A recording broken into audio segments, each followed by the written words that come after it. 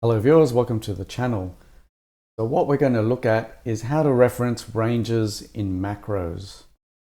I'm going to be splitting this over a couple of videos. I want to build it up in complexity. So depending on how comfortable you are with VBA, you may want to look at just the first video and perhaps revisit the second one a bit later.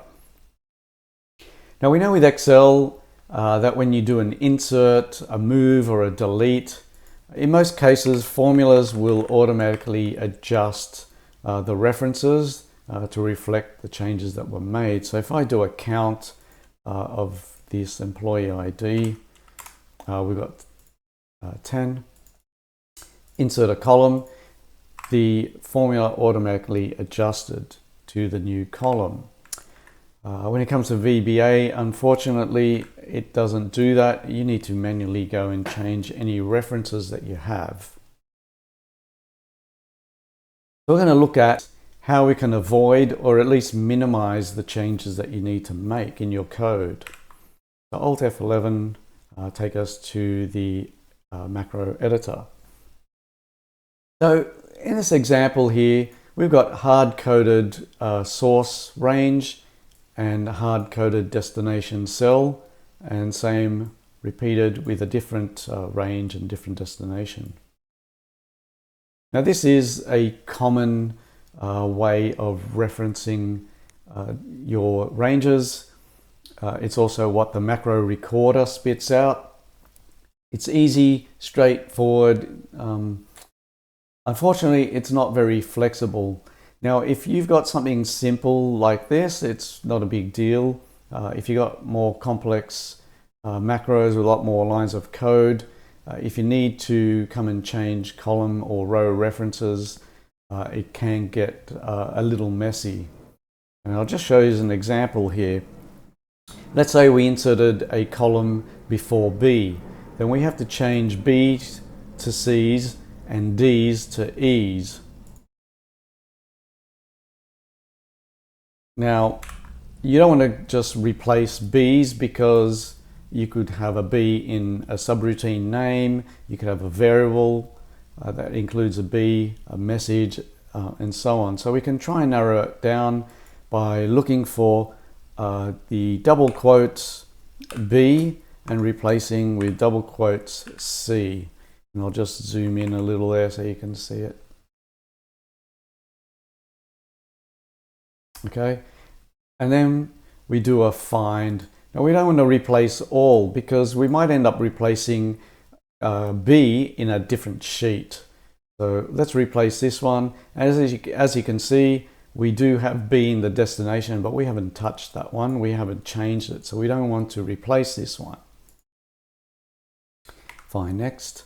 And the next thing we need to do is change any B's in the end cell.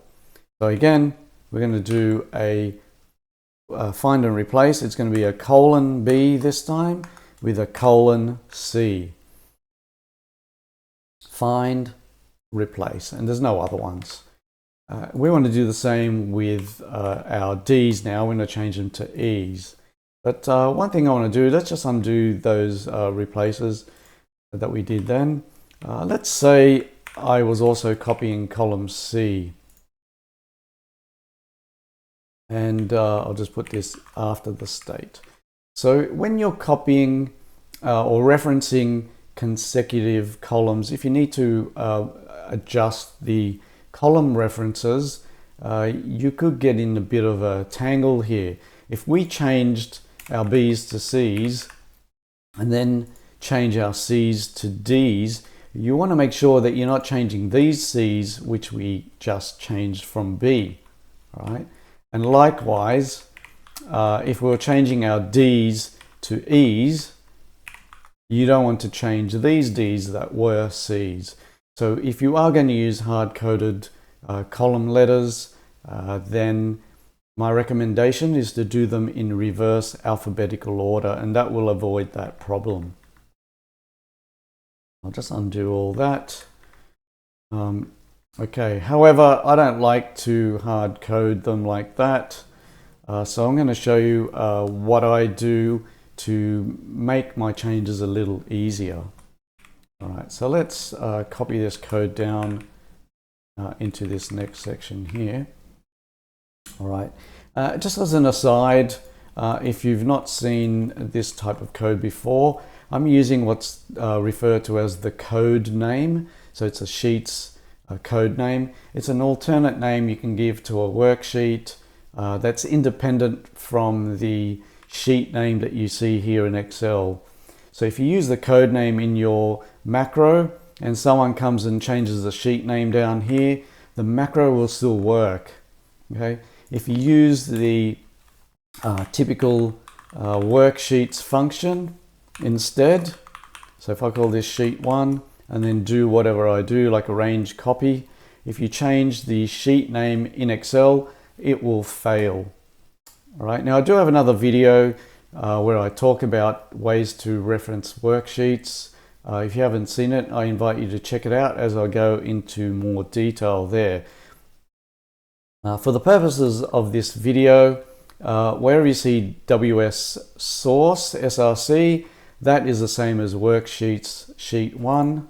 And wherever you see WS dest here, that is sheet 2. All right, back on topic. So what we're going to do is we're going to define constants for our various columns that we're referencing in our source and our destination. Right? And I like to put them in a separate module. Now, if you haven't created a module before, I'll just zoom in here. Come over to the left here, right click anywhere in your project, insert, and then module. Okay, and then you can come down here and rename it if you like. If you don't have this properties window here, just press F4 or click view and then properties window and it'll open it up. And then you can change this and name it whatever you like. I usually call it mod and then whatever. You can call it M, whatever you like, or any sort of naming convention you like to use. I don't need this module, I already have one. I'll just zoom back out here. All right, so now I've already defined those constants. In this, there are a few other ones, but we're just going to focus on the column ones. Okay, so just ignore the rows and name ranges for now. And I like to create the constants and variables for a sheet and put them all together. And so that's a source, and my destination ones will all be in another group, so they're easier to find. Right, so what we do is we're going to create a constant for the employee ID column in the source sheet. So public, so this constant is visible outside this module, for constant, and then I like to prefix the column name with an abbreviation of the worksheet that it's on. In this case, it's the source one. So SRC underscore and then employee ID. You don't need the underscore, that's just the way I like to name them. And then as string equal to, and in this case, it's column B in quotes. And we do the same with our state. Just make sure you change the correct column letter and give it a unique name as well. Then we want to do the same with the destination column down here. So we've got one for our employee ID, it's column B, and the state is column C. All right, let's go back to our code. You can double click on your module here. And now we're going to replace these B's, the B here, the D's and the C's with our constants. So all we can do is, we know this is our source worksheet, so SRC underscore, let's say you forgot what the name was, you can hold Control and press space and it will give you a list of items that match, that have that as a prefix. And I know it's the employee ID, I can double click on it or use the up and down arrows and then tab once I'm on the one I want. Okay, I'll just zoom back out. Space, ampersand, space. We don't need the B anymore. because that's defined by this constant. And then close the quotes. Again, we don't need that B. And because this is a number, we can get rid of the quote here. But we need to add the B constant again. So we forgot the ampersand, src underscore. Now, if you know part of the name, if there's only one that matches, it will put the whole name for you. Control space is quite useful. And then ampersand again, 13. We're going to do the same with the destination. So destination, DST underscore, all right. What was it called? Control space, employee ID as well. So double click on it, ampersand. We don't need the quote, we don't need the B, we only want the 2. Right, and we do the same for our state.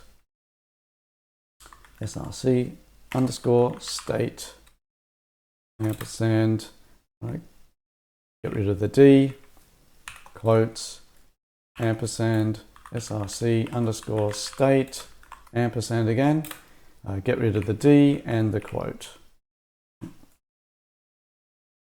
And we want our destination state, ampersand, and get rid of that and keep the 2. And there we have it. Now I'll just give you a quick shortcut here. If you click on a constant, you can either right click and select definition, or shift F2 and it'll take you to that actual definition. So you can have a look at it. Right, so let's see this in action. So I'm just going to press F5, which will run this entire subroutine, or you can click on the play button up the top. Here we go, copy is complete. So let's have a look. Go to the sheet 2, and as you can see, we've copied those 2 columns. Now the user has asked if we can insert department before the employee ID. So this should be fairly easy. We insert the column, we go to our constants, Shift F2, and all we need to do is change B to C and D to E. Let's run our macro again. And we can see we're still copying the correct columns with little change to the code. Now the user decides they don't want department, so we can delete it, and just as easy, we go back to our constants and change it back to B and to D. And we can run it again just to verify. Have a look at our results, and we've got the same results as expected. So pretty easy to change. One of the things that's most likely going to change is the last row. So the amount of data will possibly vary, maybe daily, weekly, monthly, whatever. The start row is not going to change that often. I still would like to make it as easy as possible to change if they ever do. So just like we did with the columns, we're going to create constants for the start row, end row in the source, and the start row in the destination.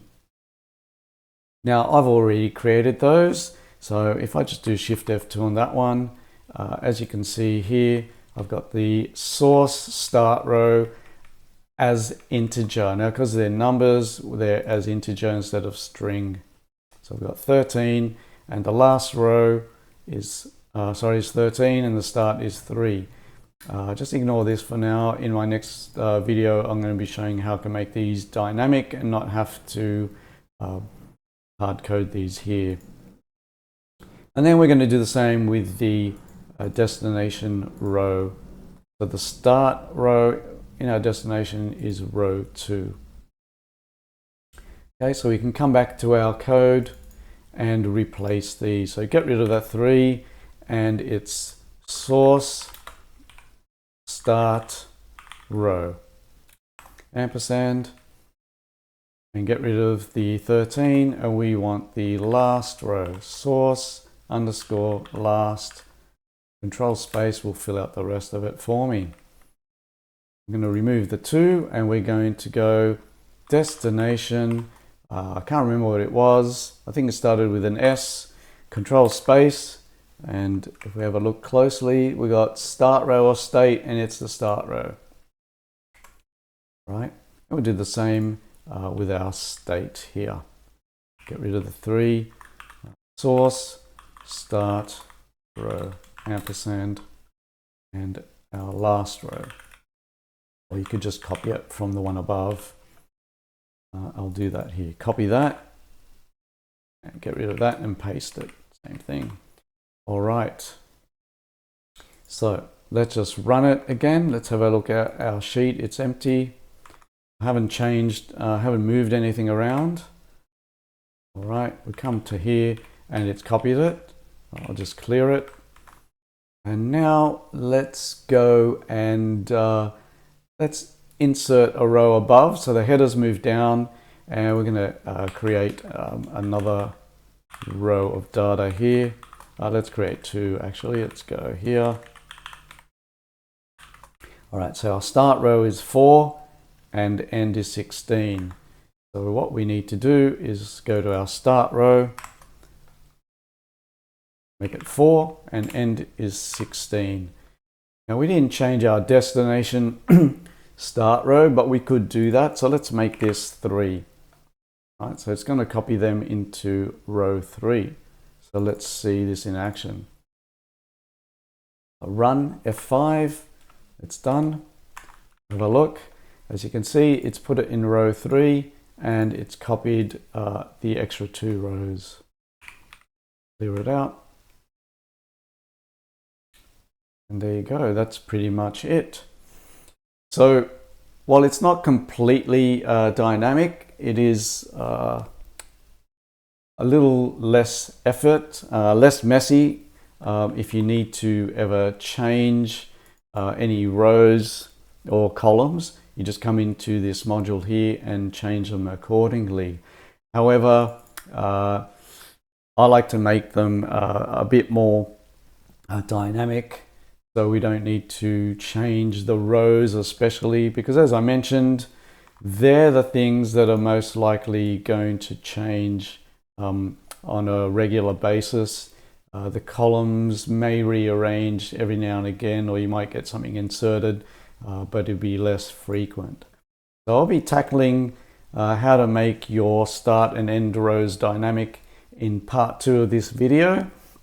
If you have any questions, or if you have something you'd like to see in a future video, please post that in the comments below.